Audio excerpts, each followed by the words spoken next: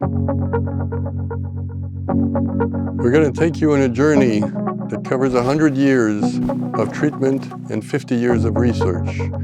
And you will see our passion for the three missions of the hospital: clinical care, education, and research. Notre hôpital s'est imposé comme un modèle d'excellence, non seulement au Canada, mais à l'échelle mondiale. Aujourd'hui, nous célébrons cet héritage. The outlook was a little grim for me, but with a lot of hope and love, they brought me to the Shriners and I defeated all the odds, and that is thanks to the dedication of the people at the hospital. This place is definitely like a family because they treat you very nicely here. They treat you like you're one of them. They are human here, not just nurses, not just physicians, not just doctors. They are human. They have human values, and this is what makes them different than others. The Shriners are really the one that has my heart. Despite our relatively small size, we are very proud of the breakthroughs that we have accomplished over the years. To understand how we got here, you have to see where we began. The Shriners Hospital opened its doors on Cedar Avenue to great fanfare on February 18th, 1925. Montreal has always been in the forefront in the field of medical research, and now this city will take the lead in the search for an answer to arthritis and bone diseases in children. Most of the research done here at the Shriners Hospital will focus on how the disease affects a child's joints and what triggers it in the first place. Shriners Hospital will provide orthopedic care for children from across the country. Luke had the surgery in Montreal, an expensive procedure made possible by the Shriners.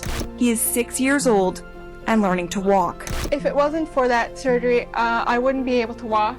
A team at the Shriners Hospital has made a discovery that could mean better and faster healing. It might also help me not break my bones that often. And bring quick and complete healing if a fracture should happen. The 85-year-old hospital will go from this to this. Almost twice the size, 22 patient rooms, 4 operating rooms, and a large research center. As the hospital marks its 100th anniversary in Montreal, there's a lot that sets Shriners apart, and those who've been touched by the Shriners hope to celebrate for many years more. I'd like to take you back to October of 1970. Medicare came in finally. What had happened, of course, was that the role of the Shriners in Canadian healthcare was no longer valid. We clearly needed a new model to find a niche in the system. We negotiated the agreement, which is still operative today. The government took over funding of 80% of the insurable services in the hospital. In return, they guaranteed that the Shriners could maintain their own hospital board and control what happened in the hospital. The Shriners, for their part, agreed to take the money freed up by the government funding of patient care and put it into research. Je reçois une petite lettre de une ligne d'un certain Dr Cruz. Et la ligne dit, "We need a research program. We have nothing, but we have money. Are you interested?" I went back home. I went to see my dear wife. I said, "What do I do?" And she said, "Do you want to do it?" I said, "Yes, go ahead." I start to deal with the surgeons. They were the kings of the place. But, they were mostly carpenters. They didn't understand what they were dealing with. So I said to them, "Give me some pieces of bone when you operate on your children, and I'm going to look at it." And I start to look at that and develop a program to understand how bone functions. He established the laboratory, which remains to this day one of the most effective, productive laboratories in the world. His first grant was in the amount of $150,000. To put things in perspective, Shriners Hospital for Children now support research through their network of hospitals to the tune of $35 million US a year. Our research laid the foundation of pioneering treatments in osteogenesis imperfecta, advancements in limb lengthening techniques, and new approaches to treating scoliosis and rickets. These breakthroughs changed countless of lives, not just within these walls, but around the globe.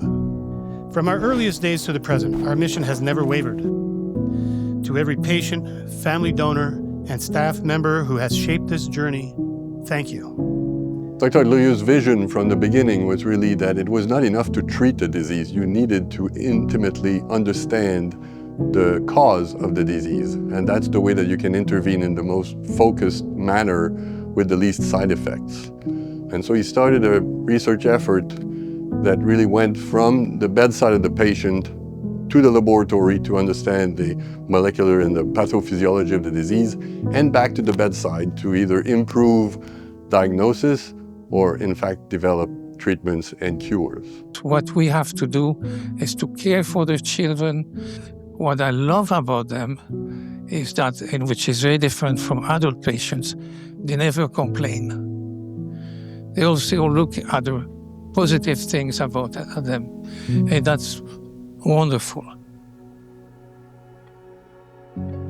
In Montreal, we embarked on a collaborative path where molecular biologists, endocrinologists, and surgeons worked together at the bedside of the patient, but also developed a culture of innovation which improved diagnosis, medical treatment, and surgical treatment of the patients affected with the diseases that we treat today.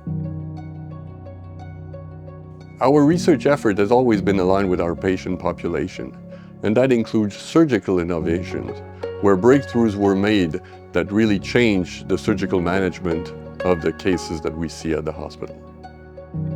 The first rod to be put in a patient was done in March 2000, and I came up with this idea of a telescopic nail that was inserted only from the top,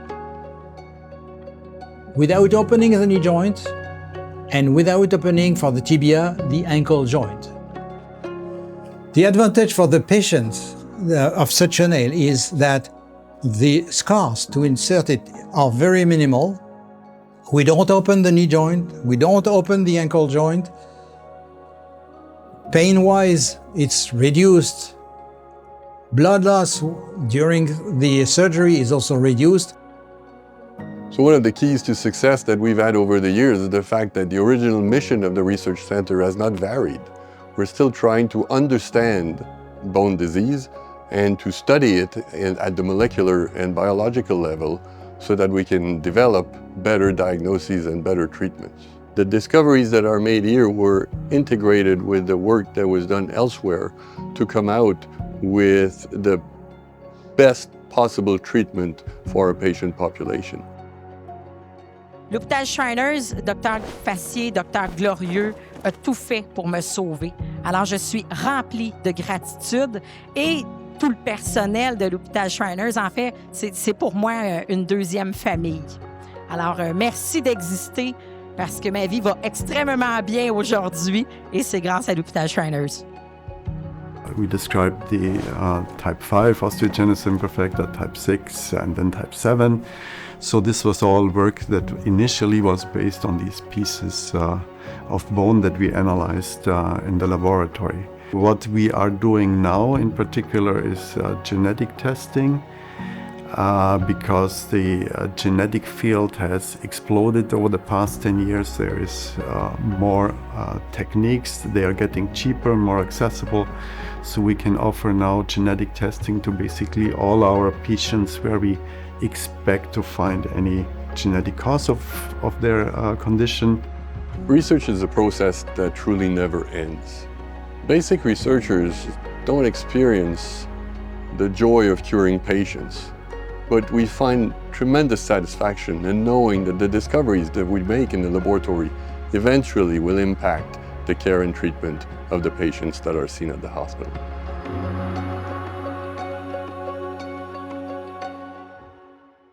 Everyone who's involved in the research effort of Shriners Hospital for Children Canada take immense pride in being able to translate the discoveries into means to help the patient.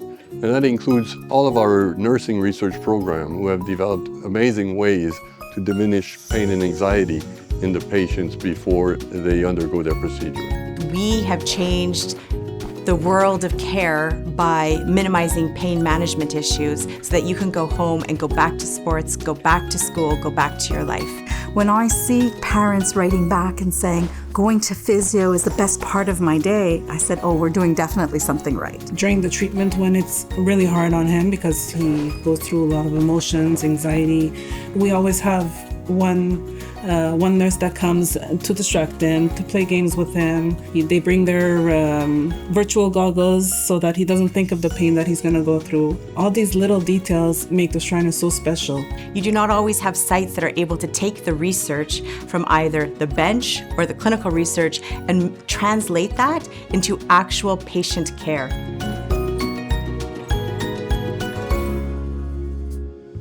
Since moving to our new facility, we have increased our research effort based on the new infrastructure that we've developed. The presence of a motion analysis center on site is a precious tool to help our surgeons determine which surgery produces the best outcome. We have developed our nursing research program in a spectacular way and have made forays into management of pain for our patients so that they can face their procedures with calm and confidence. After a century of excellent care combined with 50 years of breakthrough science, what endures is a promise.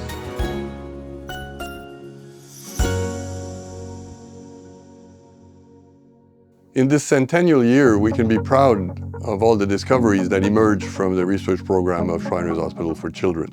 We are thankful for the support that we receive from the Shrine, and we are poised for a new generation of talent to come with new discoveries that will further help our patient population. We are becoming experts, and in certain cases we are identified as the leaders in North America in rare and complex bone-related disease. Tous les soins ici m'ont permis d'accomplir mon rêve, puis ma cause était justement les enfants différents. On est comme tout le monde et puis on a des ambitions aussi qu'on peut aller chercher, qu'on peut aller atteindre. Il y a vraiment rien d'impossible. When my parents knew that I was born with this disability, they actually didn't really know what to do with me, kind of. They were a bit confused and conflicted. And it was here that they said, you know, we do everything we can to make sure that your child is going to be able to walk or that they can stand. And one way or another, they're going to be able to participate. And I would say that a lot of those values were instilled here at the Shriners thanks to what they transmitted to my parents, and my parents transmitted that to me. Oui, ça va être difficile, le chemin va être difficile, mais au bout de la ligne, on va y arriver, puis on va arriver à faire ce qu'on veut faire, à relever les défis qu'on va avoir besoin. As we look to the next century, we remain committed to pushing the boundaries, transforming lives, and ensuring that every child, regardless of their background, receives the care that they deserve. For the generation that will follow us, I hope that you will proudly look at what we've accomplished and see it as a stepping stone for your own talent. I've truly been privileged and blessed to work in this organization. The joy of discovery is a very strong emotion that's very hard to describe, but that fills you with immense pleasure.